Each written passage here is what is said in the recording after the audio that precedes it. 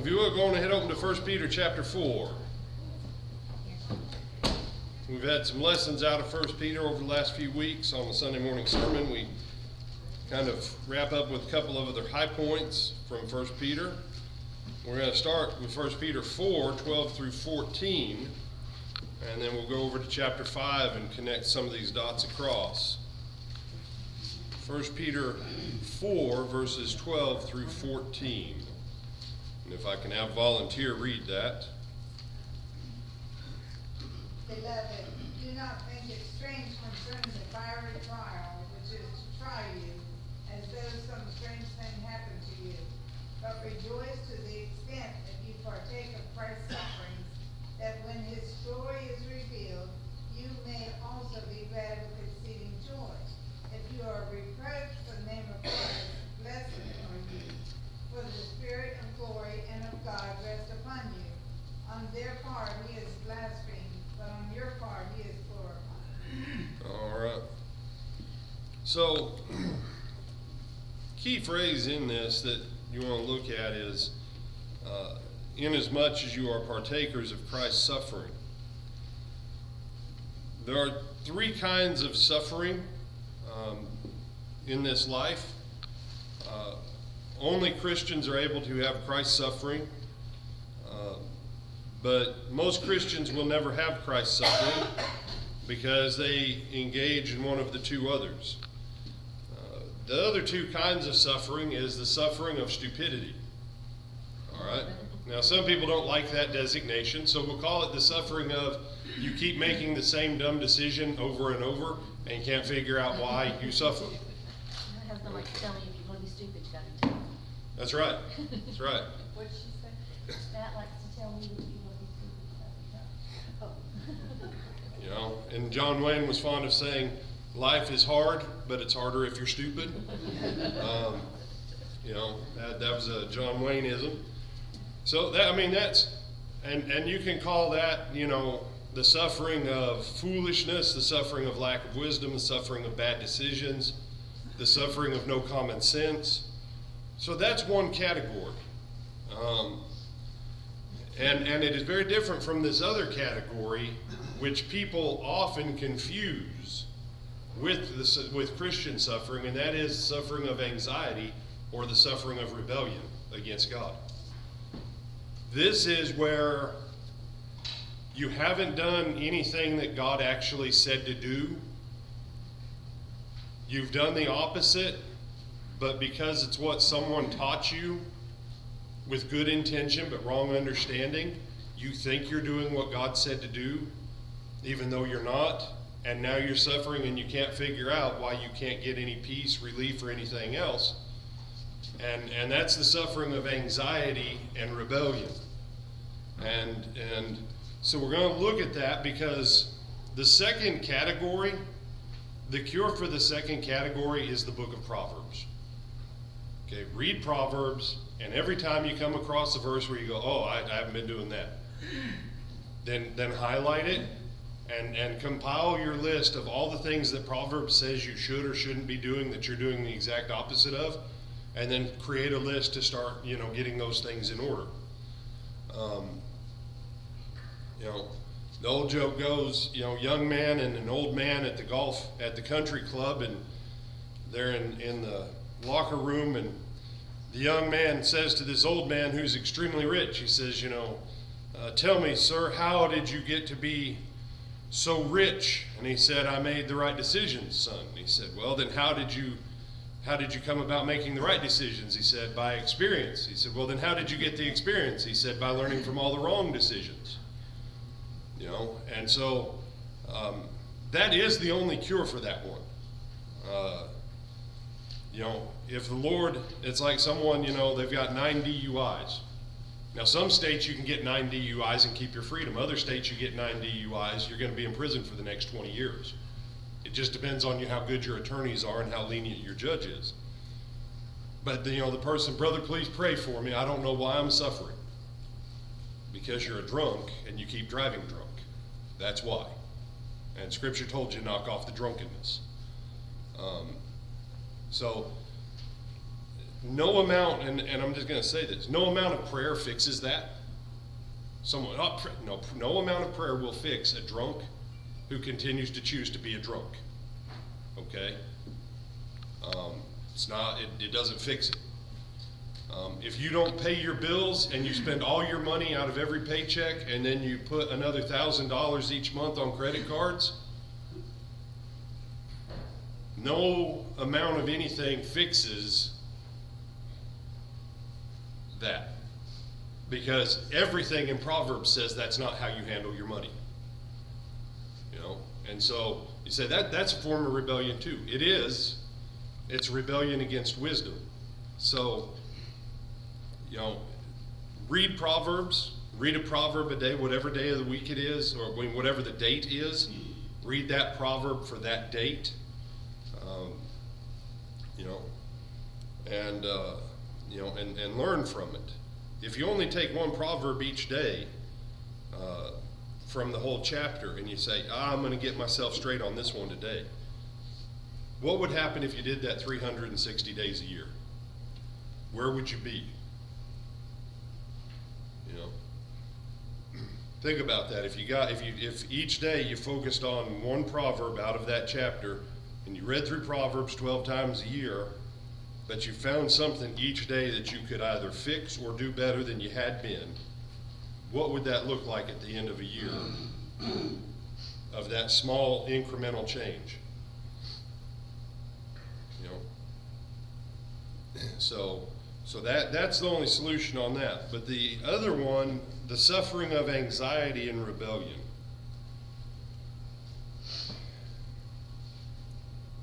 People use this phrase all the time. They use it way too much. And it takes two forms. I'm concerned, or that concerns me, or, I'm anxious, right? Be careful how many things you say concern you, cause you concern, cause you worry. Yeah, I was worried about that. Well, were you actually worried about it, or are you just saying that? Well, that concerned me. Well, why did it concern you? And you ask them, and they've got 29 reasons for why it concerned them. And then you show them what the scripture says, and they come back, I know that, but. And then you ask them, well, how are you doing in your Christian life? Well, brother, I'm in a state of agitation all the time, and it seems like I got no peace, and I'm always worried and concerned. It's kind of a vicious cycle. And so when we look at 1 Peter 5, because as long as you're suffering for these other things, you will probably never get where you suffer for Christ. Because 1 Peter 5, the last part of the verse, he says, be clothed with humility, for God resists the proud and gives grace to the humble.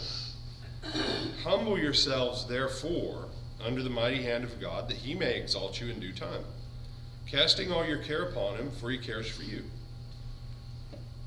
So, within the passage, how do you humble yourself? With what we just read, how do you humble yourself? Give it to God. Yeah, cast your care on him. Do you and I understand that it is a form of arrogance, pride, and rebellion to lay it at God's feet and then pick it back up and walk out the door and say, I've got to carry this burden? So you just told him you don't need him, you don't believe in him, and you don't trust him. Because you laid it down for 3 minutes, and the moment you got up, you picked it up and you walked back out the door with it because you're going to handle it today. Problem is, you haven't been handling it for however long, because it's bigger than you and it causes anxiety and stress. But people have told you throughout your life, these are trials from God. This isn't a trial from God. You not doing what he said to do and making your life of faith more miserable is not God testing you.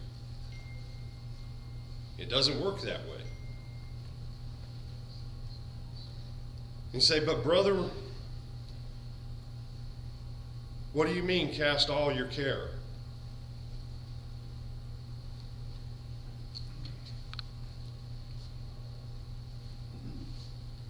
How many anxiety drugs are there now? How many drugs for stomach acid? How many drugs for depression?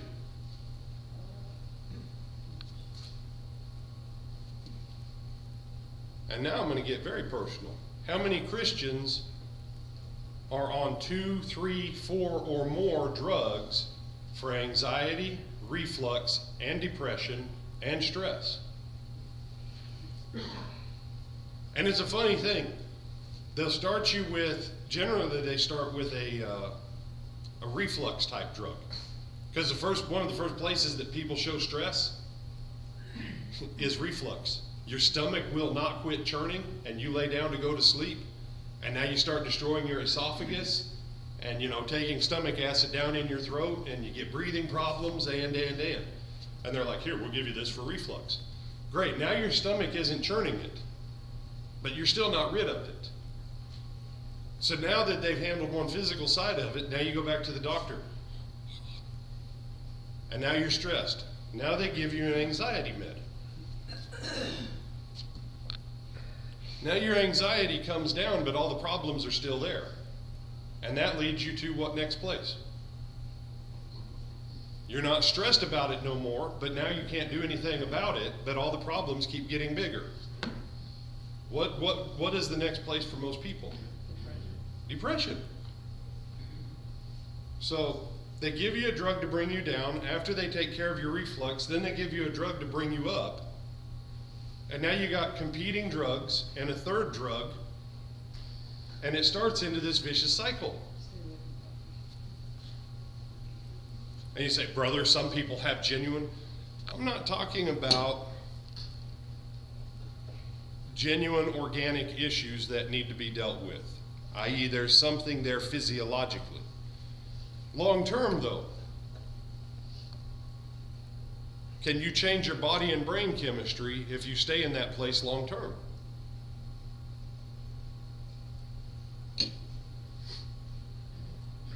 Okay.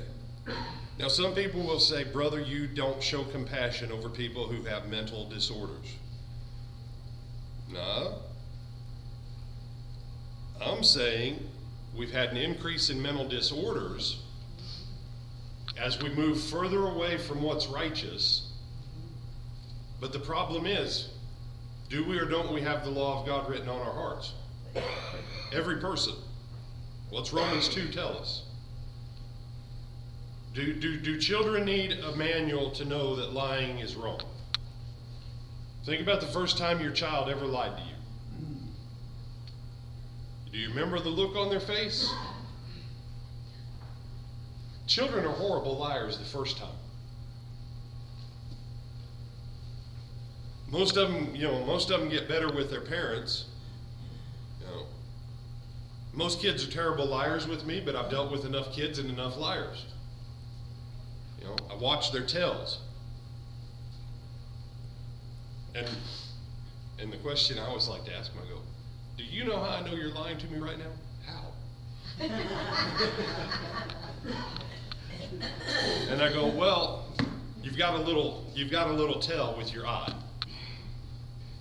And I'll tell them what their tell is. So why would you tell them their tell? That'll make them a better liar. Because I don't want them to realize that they keep answering my question. So I'll tell them their tell. Right? Because when they compensate for that, they'll develop a new one, and I'll watch for the new one.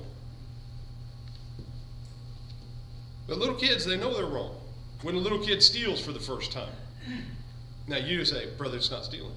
When they take Timmy, their cousin's toy, and they hide it so he can't play with it, and then they lie about what they took, that's a special kind of thievery. They purloined it. They took it without someone else's permission, and they have no intention to return it. What motivates them most of the time? It's not timeout. In my day, it was a leather belt. Now down here, I think for some of y'all, it was a switch. If you grow up where there's a lot of trees, it's switches. If you grow up where there's a lot of cattle, it's leather belts. All right?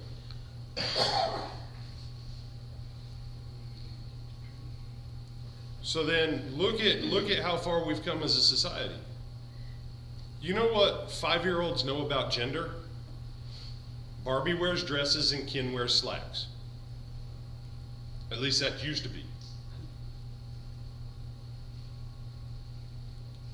And if you'll read the studies on depression, suicide, that go with all this stuff, that since the sexual revolution of the 60s, that we've said none of this stuff matters, do what you like that makes you feel good as long as you love each other and you both consent, that's how to be happy.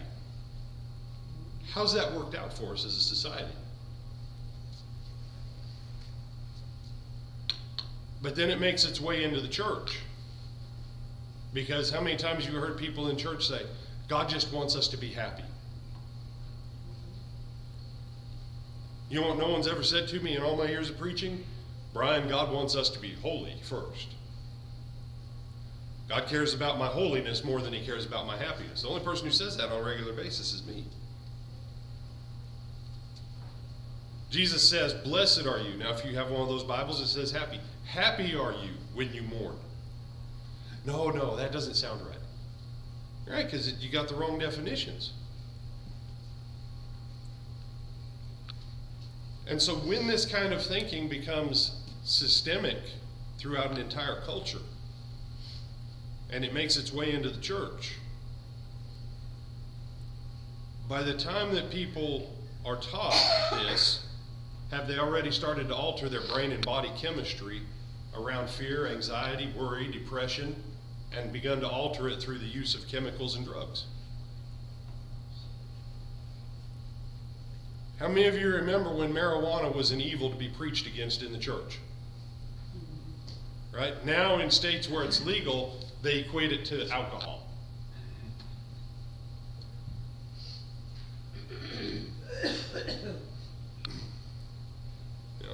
Drugs change. But the goal of a drug never does. It's always to alter your mood. To alter your mood, to alter your mind. And you say, no. What is the goal of a pain medicine? Because it alters your mind. As long as your body's sending a pain signal. Okay? Does the body quit sending the pain signal just because you take a pain medicine? No. It blocks it so that your mind no longer has to answer the pain signal. So even pain medicines, the goal is to change what the mind perceives. And if you've got chronic pain, fine.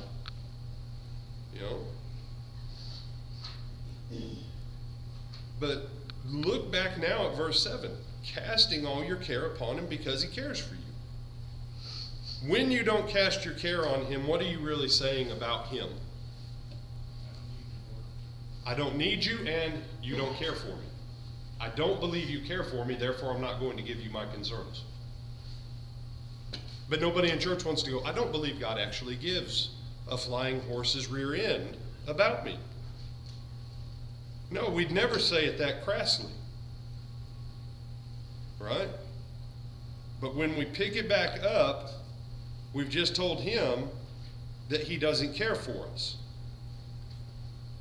Now we're at odds with God. So that when you look at verse 8, be sober, be vigilant, think straight and pay attention. Because your adversary, the devil, as a roaring lion. The devil is not a roaring lion. The devil, in a fashion like a roaring lion, walks about seeking whom he may devour.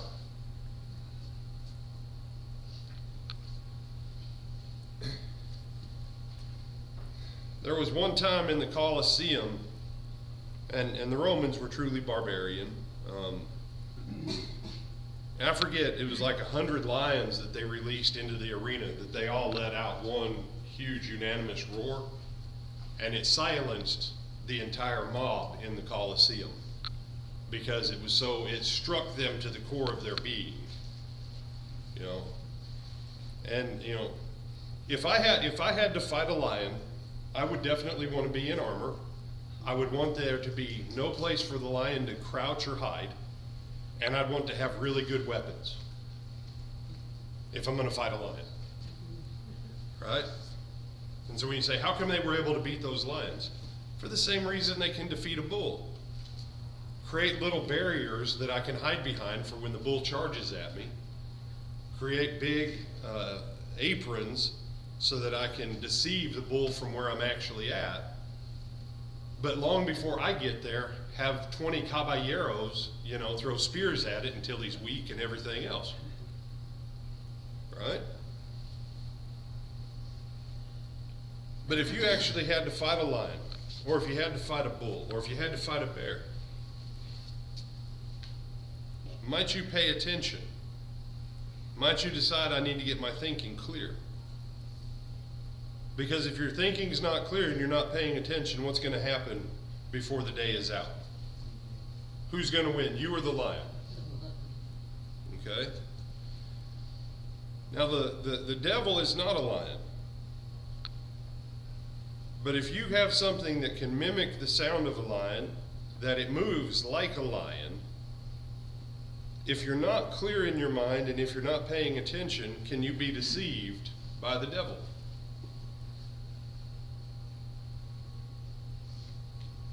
I mean, I love Hollywood. I wish I could fight a fight like they do in Hollywood.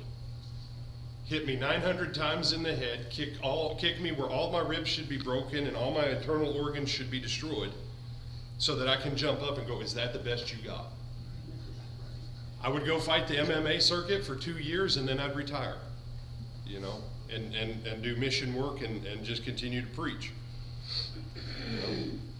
But that's not how it works. Everything in Hollywood is like the devil. It's all a fake appearance. It's all a fake appearance. That's why they call it special effects, right? The devil is a master of special effects. So if you're not in that place with the Lord, you're going to be in that place with the devil. And let's go back and look at Matthew 6, because what Peter says is what Jesus said.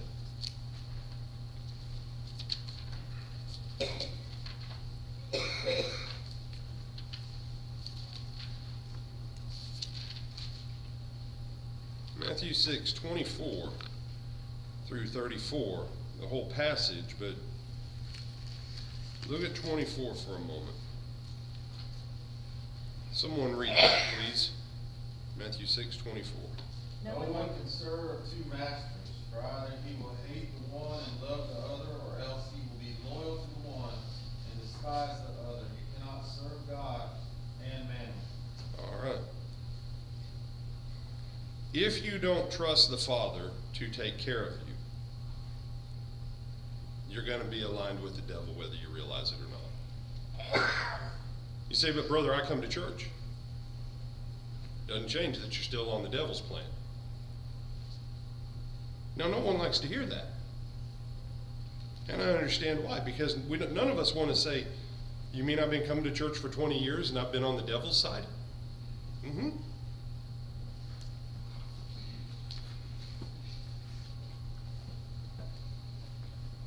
Because when we deny what God says about himself, and we don't do what God says, then who are we actually saying our faith and trust is in? There can only be two options: myself or the devil. And if I trust myself more than I trust God, have I not made myself into my own idol and my own God? And is that not the height of what Eve and them thought they could do in the garden? I'll be my own highest God. I'll be my own highest power. I'll determine in my own care and what's right and wrong for me. Like the crowd in the Coliseum watching a person fighting the lion. The world's watching us. So the way that we suffer as Christians either points people to Christ or away from Christ. Absolutely. Thank you for skipping ahead to the end of the lesson. No. Okay, we can quit now. Because you're right. The church has very little light because most of what we call Christianity looks no different from popular psychology in the world. It looks nothing like Jesus and the apostles. It looks more like popular psychology with just a little Jesus twist on it. That's why the same problems in the world are the same problems in the church, almost to the exact same percentage. Why? Because our master is not the Father. Our master is not the Father. And in this realm of worry, and Jesus goes through a list of stuff here, but who started to read the last time? You did, Jenny, that's right. Do me a favor, read 30 through 34, if you're still there. But if God so clothes the grass of the field, which today is alive and tomorrow is thrown into the oven, will he not much more clothe you, O you of little faith? Therefore do not be anxious, saying, what shall we eat, or what shall we drink, or what shall we wear? For the Gentiles seek after all these things, and your heavenly Father knows that you need them all. But seek first the kingdom of God and his righteousness, and all these things will be added to you. Therefore do not be anxious about tomorrow, for tomorrow will be anxious for itself. Sufficient for the day is its own trouble. All right. So do Christians live in anxiety? And I'm, depending upon which congregation, it's always a danger teaching on this, because there's, in nearly every church, there's always been someone when I teach on this that they come up and they go, well, preacher, the only reason you've got a job and pay is because the rest of us do real work. Okay.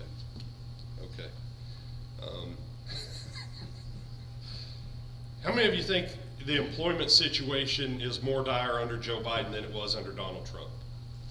All right, some of you raise your hand. I'll do you a favor, keep your hand down. All right. Was it better under George Bush than Barack Obama? George Bush 2.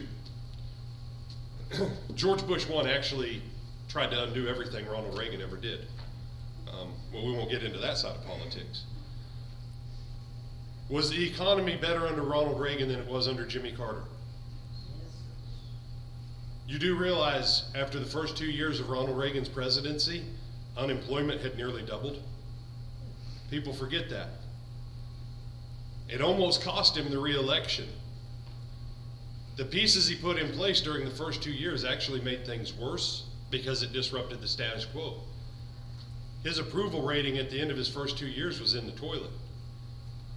Then those changes that he and those with him, because he said, I got people around me smarter than I am in every category. I just get them all on the same page. Then those last 2 years of the first term is when everything started to change. Most people forget when he fired an entire industry. Yes. Right? And you say, why are you bringing this up? At some point, we've got to realize that we're carrying all kinds of worries over things that we have absolutely no control over into our lives. And Jesus has just told them, living under occupation of a military establishment, of a government that was further away from them than us from Los Angeles, that made all their decisions and didn't care about what their vote was because they didn't have a vote. And Jesus says, don't worry about these things. If you'll stay this path, it will work out. And he flat says, don't carry tomorrow's anxieties into today because today has enough of its own challenges. So quit adding to it by stuff that you may not be there for you tomorrow because you may not be there. You're like the grass of the field. Today you are, tomorrow you might be gone. But if you're here tomorrow, he'll take care of you if you're on his program.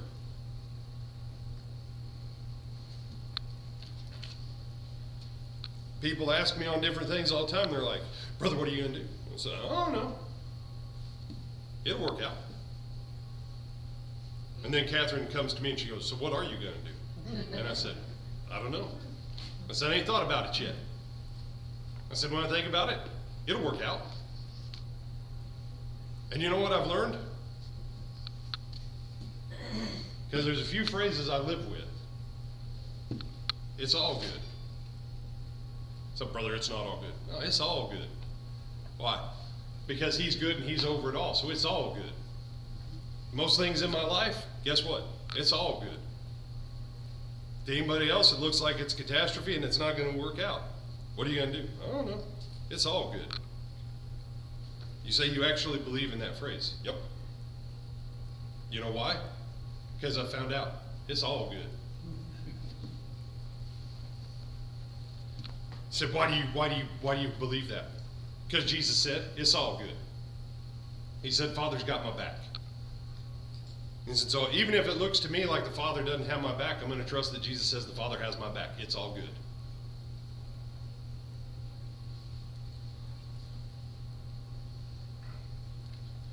You know, how am I going to make everything come together on XYZ project? I don't know.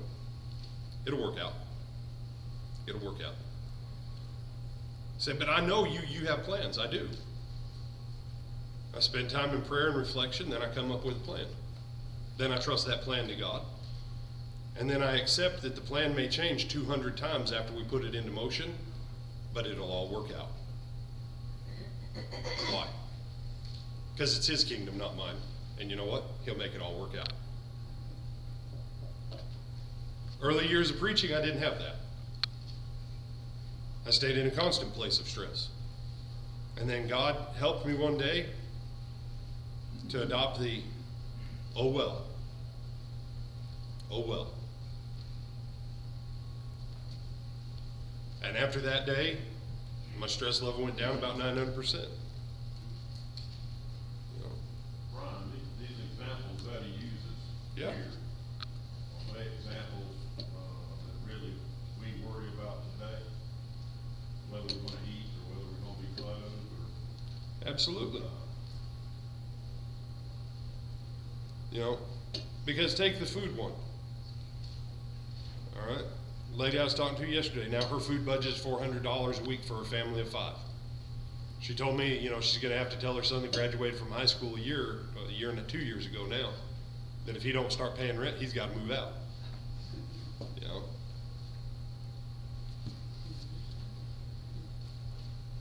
What, Phyllis? 2 years ago? Are you judging people? You judging people? Huh? Huh? Huh? My sister who's had as many cars as there is years since I've been here. Don't even throw that stone. All right. But no, Mark. well, I guess But- my question is, yeah. is how many of us in here are worried about whether we're going to eat lunch today? How many of us is worried about whether we're going to have clothes to wear this evening or tomorrow? How many of us that we know, people that we know, and I know there's people in the world, Yeah. you know, that have those things. But then he comes down and he says at the bottom, he says, don't worry about tomorrow, because tomorrow will worry about itself. So what, is he talking about don't worry about the food and the clothes and the things that you need like that, because tomorrow, you know, things may change? The normal things that everybody worries about. And that's why it says, for after all these things do the Gentiles seek. Versus His kingdom people versus the Gentiles. Do most Christians actually worry about their food? Yes and no. Because if you'll complain to me about the price of groceries, that's the seed of worry starting for your food. But no one says I'm going to cut my internet, my satellite dish, or anything else. That's just a complaint, because we're human. It is. But then add that with, now how many of you have got your new car insurance increase? You know? And you start adding these things up. People's anxiety will go up as their disposable income goes down, Mark. And the closer it gets to encroaching on these categories. Because then the next category will be, what are they going to do with my property tax? Can I afford my property tax? Well, And- that's all money, and that is, you know, and I guess I'm trying to get, when you say, well, what concerns you, well, what's your biggest worry? I would say that, a lot of people would say, crime. Okay, I'm crime. worried that somebody's gonna, I'm worried I'm gonna be at the mall and somebody's gonna start shooting. What is your worry? I'm worried about war. What is your worry? I'm worried about the way that society, the direction that society is going with our I'm worried about what my kids are being taught in school. Okay. You know, I'm worried about those things, and I'm trying to differentiate between, I mean, were these people, I would say that the ones he's talking to right now had definite concerns about where their next meal was gonna come from, And- or whether their last rags were gonna fall off their body, you know, and those type of things, which is great concern. And some of them did. Yeah. And we're in a window right now where if we had any sense, we would take ownership of what Jesus says. Because the food is more perilous right now than it was in Jesus' day. Fewer farmers are producing on less land that they've had to up the production. If they decide to go to a central digital currency, what happens to all of your cash? What happens to your ability to barter? If they take that money out of play, with how much, there's more money outside the United States than there is inside the United States. If they go to a central digital currency, our government has to make good on hundreds of trillions of dollars that they've got circulating around the world that we don't have. At that point, what would we do if a loaf of bread was $200? Okay? And because under the system of American mammon, Mark, we've enjoyed life pretty good. And now, and because we have that luxury, what has it allowed people? All those other things you brought up, right? The crime, the insanity of what they're teaching the kids. Yet in the church, he says, cast all your care on him, for he cares for you. If Joe Biden actually concerns me, if random shooters actually concern me, do I pray for those in authority, like he told me to in Timothy, that are actually affecting those policies and procedures? Have I done the other things that are causing me worry to do what he said to do with those things? Or do I continue to give voice to it? I understand Yeah. that part of it, I understand what you're saying, and I'm not disagreeing with what you're saying. What I'm saying is, I'm concerned about my grandchildren going to school, and I'm concerned about it today, and I'm gonna be concerned about it tomorrow, because I am, responsible, for, their, well-being. And so, I can't say, well, I'm not worried about the school may change tomorrow. Right. You know, what they're teaching them may change tomorrow. Do I need to put them in a private school? You know, those type of things. So I guess I'm trying to lean toward, Okay. what do we do about those things? You know, I mean, what, Okay. in context, we're not supposed to worry about anything. Correct. Because the context of the worry that you're talking about is what? The context of that first category of a society that has decided to throw away wisdom. And you say, that doesn't change my love for my granddaughter, for my grandkids. I get that. But what are the things that we can do that we backed out of as the church? Oh, I understand. I You know- understand why we're where we are today. Right. Because of what we did yesterday. Are we praying for the success of the gospel? Are we actively sowing the gospel into the lives of those in positions of leadership? If we don't sow seed into those lives and light, how can we expect a harvest to come out of it for it to change? Yeah, Matt.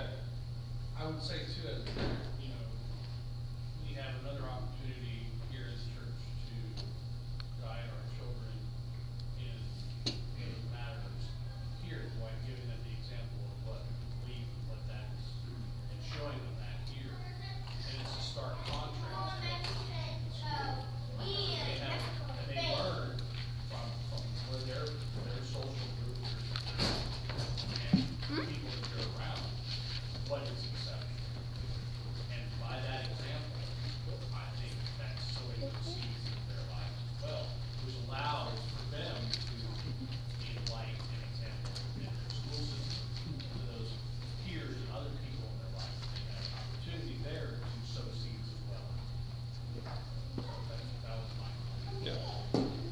Good question, Mark. Next Sunday morning, we'll pick up and continue that further on the answer.